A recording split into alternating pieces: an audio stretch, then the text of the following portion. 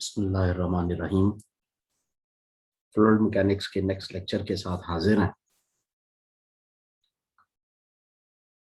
हमारा जो last topic था वो था वोर्टेक्स रॉ, या फिर उसका नाम था वोर्टेक्स शीट। यानी जो पहले पढ़ा था वो था वोर्टेक्स शीट। जो टॉपिक आज हम पढ़ने जा रहे हैं उसका नाम और उसका कॉन्सेप्ट जरा मुलाहजा करते हैं। आज के टॉपिक का नाम है वोर्टेक्स स्ट्रीट, यानी पहला वोर्टेक्स शीट, आज का वोर्टेक्स स्ट्रीट। स्ट्रीट कैसे बनती है? Two infinite rows of the vortices मिलकर वोर्टेक्स स्ट्रीट बनाएंगे।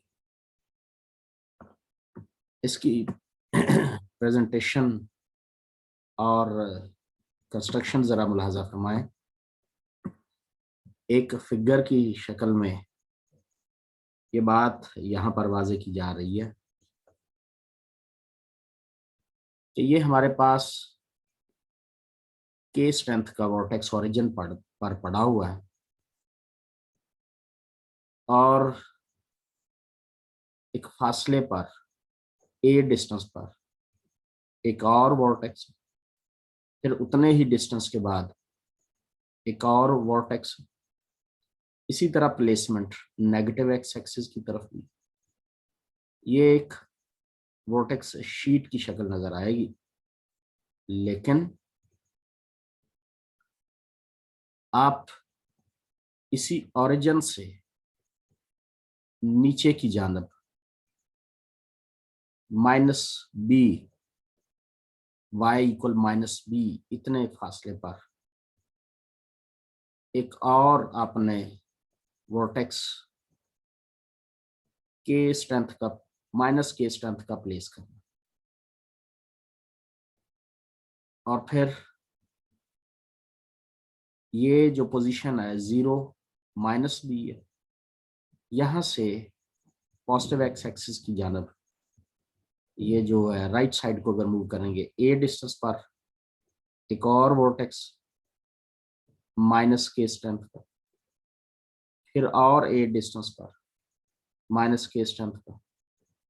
लाइकवाइज इसी तरह से प्लेसमेंट वोर्टिसेस की नेगेटिव साइड पर भी है, यानी लेफ्ट साइड पर भी है।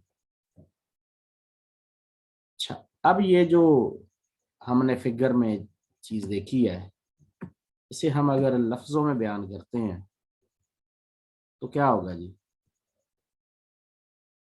हम इस ये जो सेटअप पढ़ रहे हैं, मेनली काम क्या है कि हम complex velocity potential find out करते हैं टू पैरेलल इन्फिनिट रॉस। इस स्ट्रक्चर में दो इन्फिनिट रॉस हैं हमारे पास। दोनों infinite rows equally spaced rectilinear vortices की दो रॉस हैं, इन्फिनिट रॉस हैं, इक्वली स्पेस्ड रेक्टिलिनियर वोर्टिसेस की इक्वल स्ट्रेंथ के vortices, but opposite orientation arranged in such a way that, और ओरिएंटेशन देख लें कि एक्स एक्सिस पर जो प्लेसमेंट है वो ओरिएंटेशन इस तरह से, ये देखें इसकी इस तरह से, इस वोर्टेक्स की इस तरह से, इस वोर्टेक्स की। लेकिन हम वाई एक्सिस पर -b जब नीचे आए, y=-b इतनी लेंथ नीचे आकर जब प्लेस किया तो यहाँ इनकी ओरिएंटेशन उसकी मुखालिफ है। ये देखिए ऊपर वाली जो रॉ की अपोजिट ओरिएंटेशन।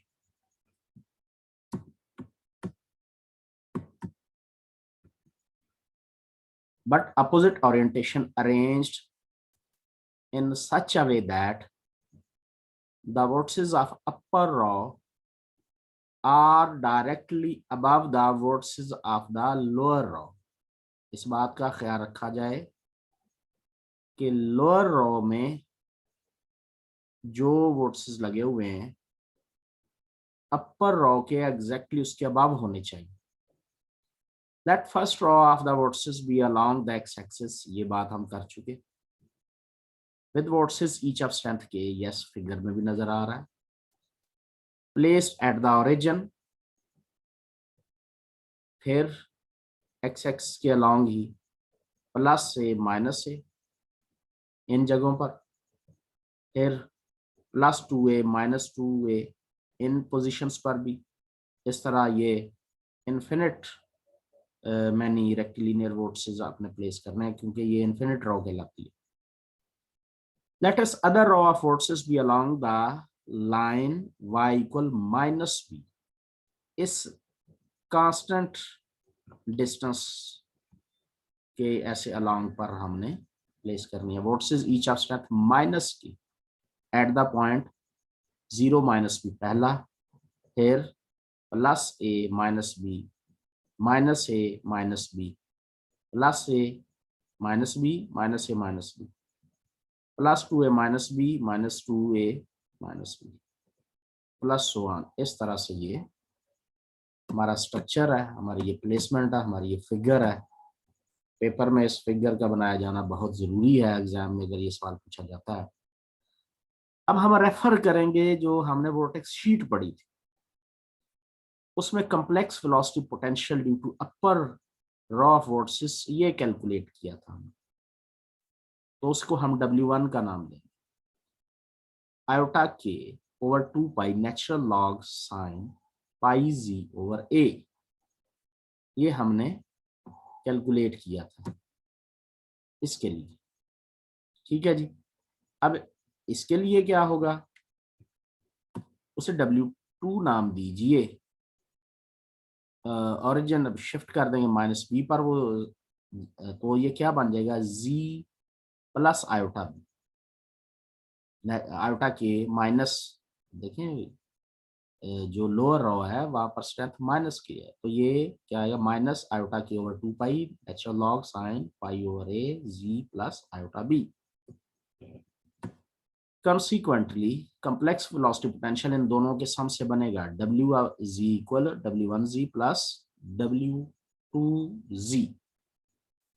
दोनों का सम लीजिए, आयोटा के over 2 pi natural log sine pi z over a, और दूसरे को भी साथ मिला दीजिए माइनस आयोटा के over 2 pi natural log sine pi over a z plus iota b। चूंकि दोनों लॉग माइनस हो रहे हैं, तो मैट्रिक में आपने पढ़ा है ये शिफ्ट हो जाएंगे, रिप्रेजेंट हो जाएंगे डिवीजन। क्योंकि डिवीजन में हो तो वो डिफरेंस में चेंज हो जाता है, तो लिहाजा ये डिवीजन की शक्ल में लिखे गए। अब यहाँ पर ये WZ है, हमने वेलोसिटी कंपोनेंट्स जब वेलोसिटी कंपोनेंट्स u और v कैलकुलेट करने हैं, फाइंड आउट करने हैं, तो उसका फार्मूला यहाँ क्या होगा -u plus iota v equal dw over dz। इसका मतलब ये जो w हमने कैलकुलेट किया इसका हमें डेरिवेटिव चाहिए, ये कांस्टेंट बाहर आएगा आयोटा के ओवर 2 पाई d ओवर dz। किसका, इसको ले लीजिए, ये डिवीजन में है, लेकिन इसको अगर लिखेंगे या डेरिवेटिव लेंगे तो हमारे लिए आसानी होगी। नेचुरल लॉग, डेरिवेटिव किसका, natural log sine pi z over a minus natural log sine pi over a z plus iota b, ये हमारे पास आ गया। इसका डेरिवेटिव लें, नेचुरल लॉग की वजह से 1 over sine pi z over a, again sine pi z over a का derivative, यही सूरत इधर भी होगी। तो यहाँ इसका derivative cos pi z over a, pi z over a का again derivative pi over a, ये शुरू में आ जाएगा, ये दोनों आपस में मिलकर कॉट बना देंगी। यही सिलसिला इधर भी होगा, पाई ओवर a यहाँ आ जाएगा और ऊपर और कॉस नीचे साइन मिलकर कॉट बना देंगे।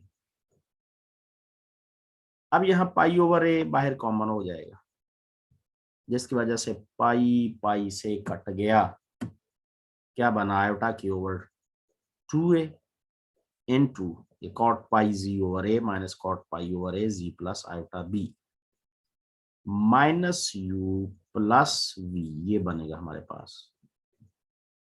अब हम एक बात जानते हैं, a single infinite row of equally spaced rectilinear vortices of the same strength does not move by itself। vortex sheet move नहीं करती। ये हम पिछले टॉपिक में, पिछले आर्टिकल में पढ़ आए हैं।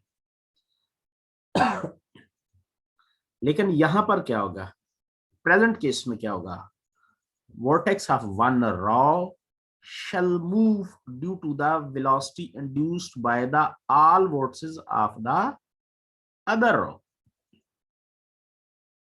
एक रॉ में मौजूद vortex मूव करने की कोशिश करेगा, दूसरी रॉ के सारे vortices उसे इंड्यूस करेंगे, मजबूर करेंगे उसे कि वो मूवमेंट करे। क्योंकि आपने चेक किया हुआ है वहां पर अपर रो और लोअर रो दोनों में vortices की ओरिएंटेशन अपोजिट ओरिएंटेशन, जिसकी वजह से इंड्यूस्ड वेलोसिटी पैदा हुई। Thus the velocity induced at the vortex 0 minus b is given by, तो जो हमने अपर रॉ में ओरिजिन पर है वो इसकी वजह से वेलोसिटी इंड्यूस होगी, तो z minus iota b put करना पड़ेगा।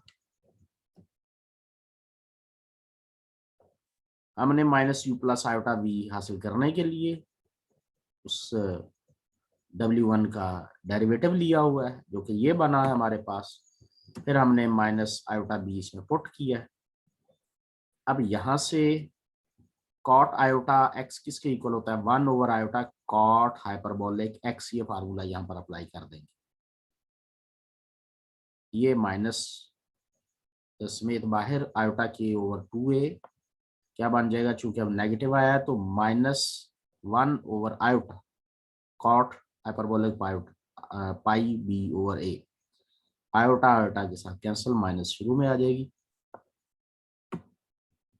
अब इधर क्या है, minus U plus iota B, real imaginary parts आप कंपेयर करें तो v 0 हो जाएगा, जबकि u की ये वैल्यू आ जाएगी।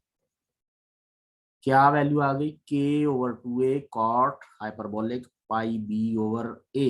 इस वैल्यू को याद रखना है, बड़ा ही दिलचस्प किस्म का एक रिजल्ट कायम होने वाला है। ये बात याद रखिए, ये 3 टॉपिक हैं हमारे, टॉपिक नंबर 25, 26, 23, इन 3 में से एक पेपर में एज ए लॉन्ग क्वेश्चन आता है, तो इसलिए जरा इन तीनों को देखना जरूरी है। तो हम सेकंड टॉपिक अभी कर रहे हैं लॉन्ग क्वेश्चन के वाले से।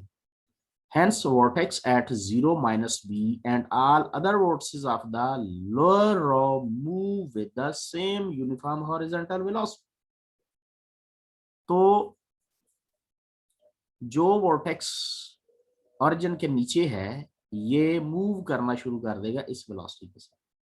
The velocity induced at the vortex at the origin is given by, origin पर जो vortex है उसे कौन सी इंड्यूस्ड वेलोसिटी मिलेगी, तो सेकंड जो हमारे पास था W2 कॉम्प्लेक्स वेलोसिटी पोटेंशियल, उसका डेरिवेटिव लीजिए minus v plus iota v के इक्वल। तो जब हमने उसका डेरिवेटिव लेना है तो ये डेरिवेटिव हमारे पास लेंगे, ये आ जाएगा, z इक्वल 0 पुट कर दें, फिर फार्मूला लगाइए, कौन सा, जो अभी हम ऊपर पढ़ के आए हैं, ये आप cot iota X equal 1 over iota cot hyperbolic X, इस फार्मूले का यहाँ पर अप्लाई कर दीजिए। तो फिर आयोटा आयोटा के साथ कैंसिल, ये रिजल्ट बच जाएगा, minus U plus V iota B के साथ कंपैरिजन कीजिए, इस तरफ से रियल पार्ट है तो रियल पार्ट आ जाएगा, इमेजिनरी 0 हो जाएगा, ये सेम वैल्यू आ गई है। यहाँ से क्या रिजल्ट निकला, showing that the vortex system move parallel to itself with velocity this, पूरा सिस्टम अब मूव कर जाएगा इसी वेलोसिटी के साथ। अब आप एक फार्मूला जहन में लाइए, fast distance S equal we T, ये मैट्रिक में भी आपने साइंस में फिजिक्स में पढ़ी थी, एस इक्वल वी टी एक इक्वेशन है। यहाँ पर हम फासले को ए कहें, ये वेलोसिटी को यू कह दें, टाइम को कैपिटल टी कह दें, तो फिर रिजल्ट क्या बन जाएगा, the time T for each vortex to travel the distance A. एक वॉर्टेक्स ए डिस्टेंस तक मूव करने के लिए कितना टाइम सर्फ होगा, वो होगा जी T equal A over U. It follows that the configuration remains unchanged after each time interval this. कहता है इतने टाइम के बाद भी उसकी कन्फिगरेशन में कोई चेंज नहीं आएगी, जो वोर्टेक्स स्ट्रीट है उसका स्टाइल यही होगा। ठीक है जी, ये था हमारा आज का टॉपिक। नेक्स्ट टॉपिक हम कारमान्स वोर्टेक्स स्ट्रीट पढ़ेंगे। आज हमने जो है जो वोर्टेक्स स्ट्रीट पढ़ी है उसमें थोड़ी इम्प्रोवाइजेशन करेंगे, थोड़ी वैल्यूज को चेंज करके एक नया टॉपिक फिर बन जाता है कारमान वोर्टेक्स स्ट्रीट। तो यही हमारा आज का टॉपिक था। तो ये बात मैं एक दफ़ा फिर आपको बावर करवा दूं, एक दफ़ा फिर आपको याद करवा दूं आपकी याद दहानी के लिए कि ये 3 टॉपिक हैं जो कि लॉन्ग क्वेश्चन के हवाले से शोहरत रखते हैं। वैसे तो और भी हैं, जैसे आपने पीछे पहले हेल्महोल्ट्ज वोर्टिसिटी इक्वेशन पढ़ा, हेल्महोल्ट्ज वोर्टिसिटी थ्योरम पढ़ा, और भी टॉपिक हैं, लेकिन ये 3 खुसूस बिलखुसूस ऐसे हैं कि इन 3 में से एक पेपर में लाजमी आता है, इसलिए इनका तैयार करना हमारे लिए बहुत ज़रूरी है। तो आज का था वोर्टेक्स स्ट्रीट, आज के लिए इतना ही। कारमान वोर्टेक्स स्ट्रीट के साथ इंशाल्लाह नेक्स्ट टाइम फिर हाजिर होंगे।